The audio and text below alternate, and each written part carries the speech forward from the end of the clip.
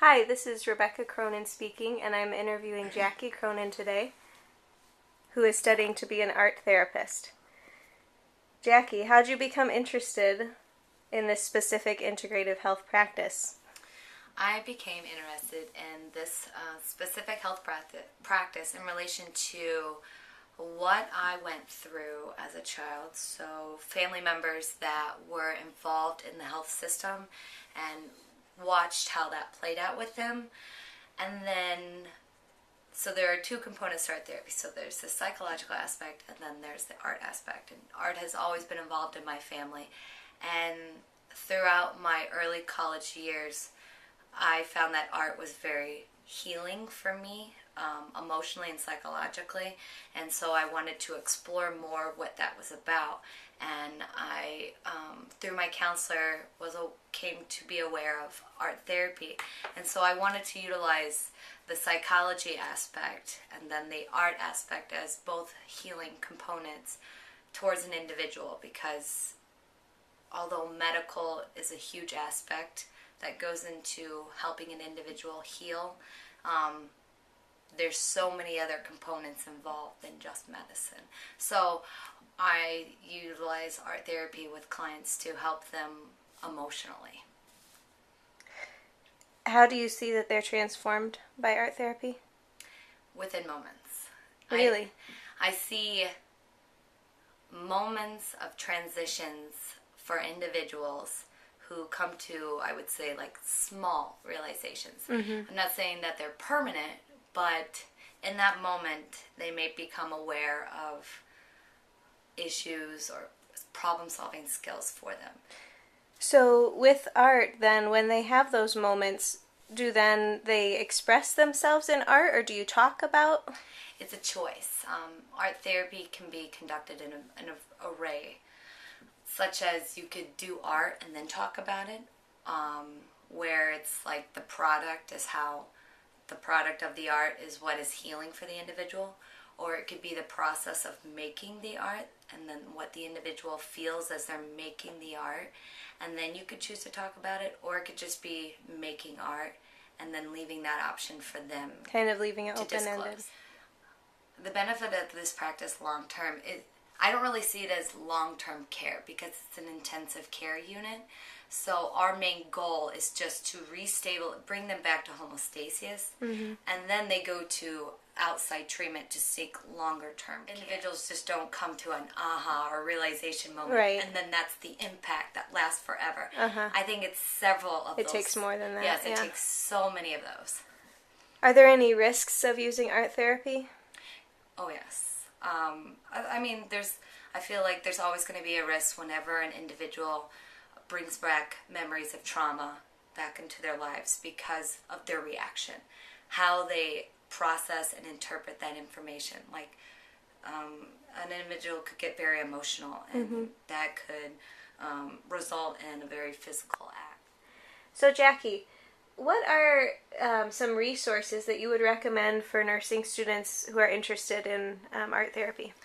Okay, so if you are just getting to know art therapy, a great website to ease your way in and just kind of get like a gist of what the purpose of art therapy is the American Art Therapy Association website. It's based on, the United States and how they conduct art therapy in the United States. So it gives like a breakdown of, this is our philosophy, this is what we use art in relation to therapy with clients. So, and then it has other resources available on that webpage if you want to go further in depth, like main figures who established art therapy and their individual philosophies. And would it also have information on conferences? Yes. Are there conferences for art therapy? Yes. Each year, ADA, that's their abbreviation, does one main conference every single year. However, each state does their own conference. So there's several opportunities to catch a conference if you want to with each individual state, and then ADA does one every single year. So if you want to, partake in one of those.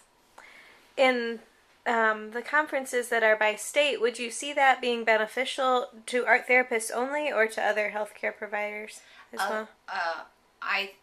Both. Okay. I see it as both. Will you have to be licensed or certified to be an art therapist? Yes. Yes. Yes. I mean, even so, it depends on the university or college that you attend, on how many credits that they require. But so you have so many hours that you need to obtain in your master's program, and then in order, depending on the state and what their regulations are, we'll do Illinois for example. I need to obtain an additional 2,000 hours after I graduate. Wow. In order to just get a certificate Mm-hmm. in art therapy.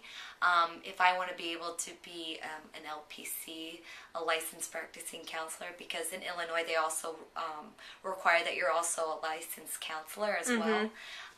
That's another 1,000 hours that I would have to get, and then I would have to take a state exam for that as well. So you have 3,000 hours of practicum after your Yes. master's is done. Yes. And is it always a master's degree, or is that something you chose to do?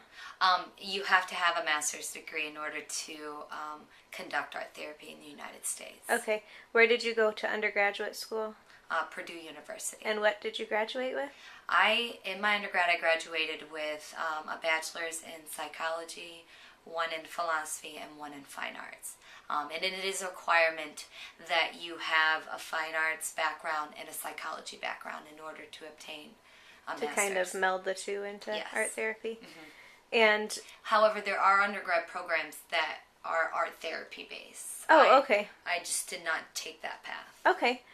And is there a doctoral program for art therapy? Yes, the university that I'm at right now, Mount Mary University, is the only university in the United States, and it's going on its second year of having a doctoral program in art therapy. So it's really new, but yes, there is doctoral programs. So it sounds like, in conclusion, art therapy is a pretty well-established practice and well-accepted even in Western medicine. Would you agree with that? I think it's on its way there. Mm-hmm. I would say that art therapy is still a baby in its field in relation to other traditional westernized medicines that are still being utilized within hospital settings or home care or whatnot. Art therapy is integrating its way into the field. So I would say it's still in the process of feeling grounded within practicing within the United States. Okay.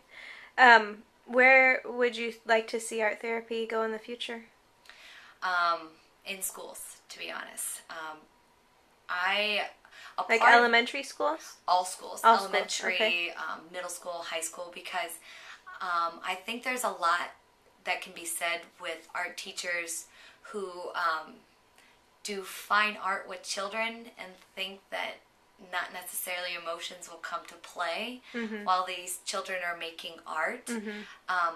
For example, a teacher in high school left it up to his class to paint a picture, and one of the students had painted a giant gun.